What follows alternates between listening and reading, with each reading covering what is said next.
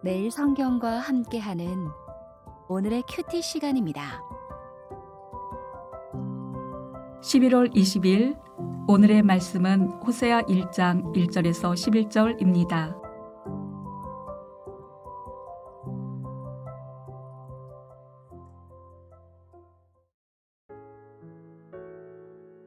우시야와 요담과 아하스와 히스기야가 이어 유다 왕이 된 시대, 곧 요아스의 아들 여로보암이 이스라엘 왕이 된 시대에 부에리의 아들 호세아에게 임한 여호와의 말씀이라. 여호와께서 처음 호세아에게 말씀하실 때 여호와께서 호세아에게 이르시되 너는 가서 음란한 여자를 맞이하여 음란한 자식들을 낳으라. 이 나라가 여호와를 떠나 크게 음란함이니라 하시니, 이에 그가 가서 디블라임의 딸 고멜을 맞이하였더니 고멜이 임신하여 아들을 낳음에 여호와께서 호세아에게 이르시되 그의 이름을 이스르엘이라 하라. 조금 후에 내가 이스라엘의 피를 예위 집에 갚으며 이스라엘 족속의 나라를 패할 것임이니라. 그날에 내가 이스라엘 골짜기에서 이스라엘의 활을 꺾으리라 하시니라. 고멜이 또 임신하여 딸을 낳음에 여호와께서 호세아에게 이르시되 그의 이름을 노루하마라 하라. 내가 다시는 이스라엘 족속을 긍휼히 여겨서 용서하지 않을 것임이니라. 그러나 내가 유다 족속을 긍휼히 여겨 그들의 하나님 여호와로 구원하겠고 활과 칼이나 전쟁이나 말과 마병으로 구원하지 아니하리라 하시니라. 고멜이 노루하마를 젖된 후에 또 임신하여 아들을 낳음에 여호와께서 이르시되 그의 이름을 로암미라 하라. 너희는 내 백성이 아니요 나는 너희 하나님이 되지 아니할 것임이니라. 그러나 이스라엘 자손의 수가 바닷가의 모래같이 되어서 헤아릴 수도 없고 셀 수도 없을 것이며, 전에 그들에게 이르기를 너희는 내 백성이 아니라 한 그곳에서 그들에게 이르기를 너희는 살아계신 하나님의 아들들이라 할 것이라. 이에 유다 자손과 이스라엘 자손이 함께 모여 한 우두머리를 세우고 그 땅에서부터 올라오리니 이스라엘의 날이 클 것이미로다.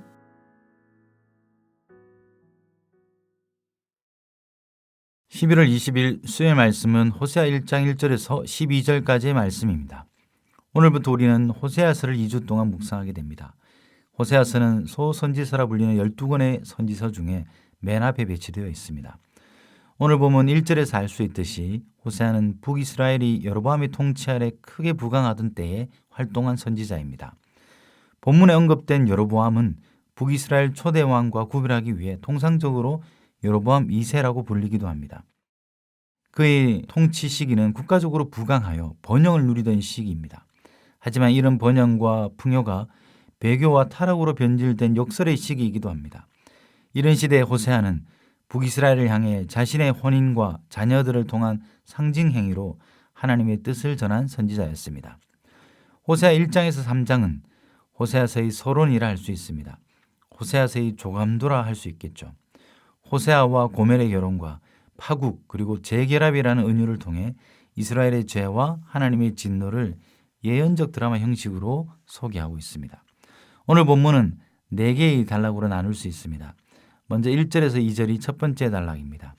표제에 해당하는 1절과 음란한 여인과 혼인하여 자식을 낳으라는 명령이 그 내용입니다. 두 번째 단락은 3절에서 5절로 첫째 아들의 출산과 이스라엘의 심판 예고입니다. 세 번째 단락은 6절에서 9절, 둘째와 셋째의 출산과 그 이름에 얽힌 신탁 내용입니다. 마지막으로 10절에서 11절은 그러나로 시작되는 반전의 이야기가 이스라엘의 회복을 다룹니다. 본문을 살펴보자면 먼저 하나님은 호세아에게 음란한 여인을 아내로 맞이하여 음란한 자녀를 낳으라 명합니다. 선지자가 받아들이기 어려운 파격적인 명령입니다. 그만큼 이스라엘과 하나님의 관계가 파괴되었음을 방증하고 있습니다. 음란한 여인 고멜은 남편 되신 여호와를 버리고 떠난 이스라엘을 상징하고 있음이 분명해 보입니다. 하나님과 이스라엘의 언약 관계는 왕과 백성의 관계 못지않게 성경에서 남편과 아내의 혼인 관계로 비유됩니다. 이 비유가 2절 끝부분의 명령을 통해 더 분명해 보입니다. 이 나라가 여호와를 크게 떠나 음란함이니라가 그것입니다. 호세아는 이 명령을 통해 고멜에게서 세 아이를 낳았습니다. 세 아이는 아들, 딸, 그리고 또 아들입니다. 오늘 본문은 이 자녀들의 이름을 통해 신학적 의미를 우리에게 전달합니다. 이들의 이름은 모두 예언적 의미를 가지고 있죠. 첫째 아들의 이름은 4절에 나오는 이스르엘입니다.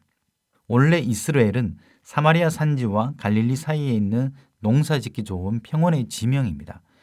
이곳은 풍요로운 곳인 만큼 지정학적으로 중요한 지역이었기에 이스라엘 역사에서 주로 전쟁의 배경이 되고 피를 많이 흘린 땅으로 소개되는 곳입니다. 4절 뒷부분에 이스라엘의 피를 예후의 집에 갚으며 라는 구절은 이런 배경 속에서 이해해야 합니다. 그렇기 때문에 4절에서 첫 번째 이스라엘은 지금 출산한 호세아의 아이의 이름이고 두 번째 등장하는 이스라엘은 아이를 지칭하는 것이 아니라 지정학적으로 중요했던 이스라엘 골짜기 혹은 평원을 의미하고 있습니다. 더 나아가 그 골짜기에서 벌어진 역사적 죄악을 의미합니다. 예후의 집은 예후 왕조를 의미하는 것으로 예후 이래 여로보암까지 4명의 왕 모두를 포함합니다. 원래 이스라엘 골짜기는 이 왕조가 아합 가문의 심판을 이룬 성취의 땅입니다. 하지만 그 성취는 여호와 신앙으로 연결되지 못했습니다. 비록 아합 가문을 심판했지만 그는 너무 많은 피를 흘렸고 산당에서의 우상 숭배는 지속되었습니다. 그렇기에 이스라엘의 성취는 결국 자신들의 왕위를 위해 사심을 채우는 폭력 그 이상이 아닌 것이 되어버렸습니다. 그 이후 그곳에서 어떤 일이 일어났는지 성경이 말하지 않지만 지정학적인 위치로 봤을 때 왕권의 폭정과 무죄한 자의 피 흘림이 반복적으로 일어난 대표적인 곳이 아닐까 쉽게 추정됩니다. 그래서 이제 이스라엘 골짜기는 하나님 앞에서 저지르는 폭력과 피의 부끄러운 역사로 대표되는 곳입니다. 하나님은 호세아의 첫째 아들의 이름을 그들의 범죄의 역사, 폭압의 현장, 피의 소리가 담겨있는 이스르엘이라 지으라 하신 것입니다.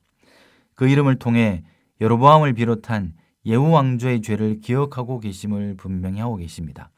기억하실 뿐 아니라 이스라엘 골짜기에서 이스라엘의 화를 갚으실 것이라 말하며 그들의 심판을 예고합니다. 둘째 딸의 이름은 로루아마입니다. 앞 글자 로가라는 부정접두가 붙어서 긍휼을 받지 못했다가 아이의 이름의 뜻입니다. 이는 용서와 기다림의 시간이 끝난 것으로 보입니다. 지금까지 그들이 번영을 누릴 수 있었던 진짜 이유는 부국강병이 아니라 하나님의 긍휼 때문이었습니다.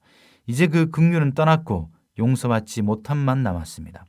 하나님의 긍휼과 인간의 능력이 대조를 이룸은 다소 갑작스런 남쪽 유다의 언급을 통해 더 분명해 보입니다. 7절은 유다의 구원 약속을 언급합니다.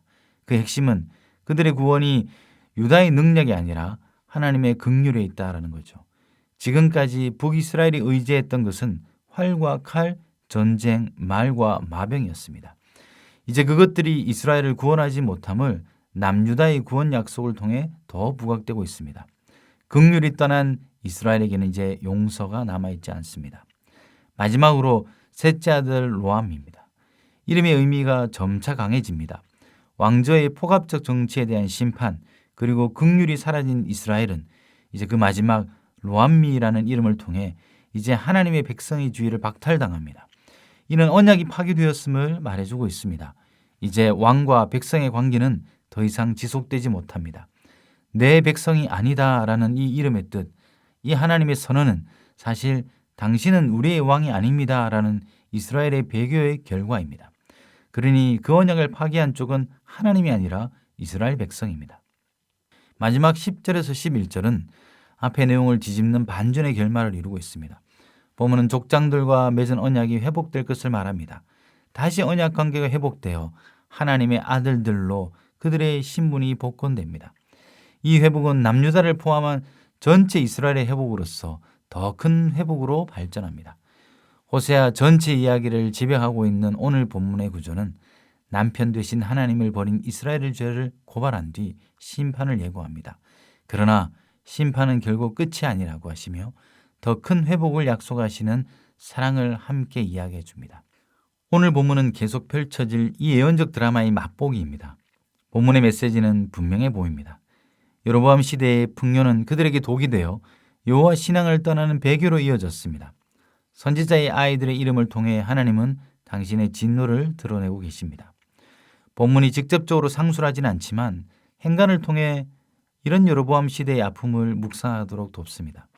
음란한 여인과 결혼할 수밖에 없는 선지자의 아픔, 여호와를 버리고 상해버린 이스라엘의 아픔, 무엇보다 사랑하는 자녀를 심판하고 긍휼히 여기지 않으며 내 백성이 아니다라고까지 말해야 하는 하나님의 아픔까지 오늘부터 읽게 되는 호세아서를 통해 이 아픔을 공감하면 좋겠습니다.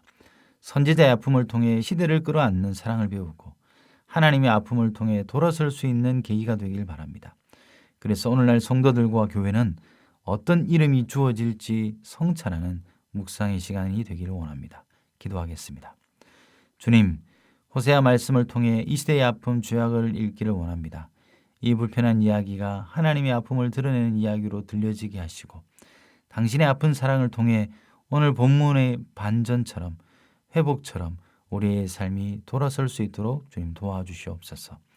예수 그리스도의 이름으로 기도드립니다. 아멘.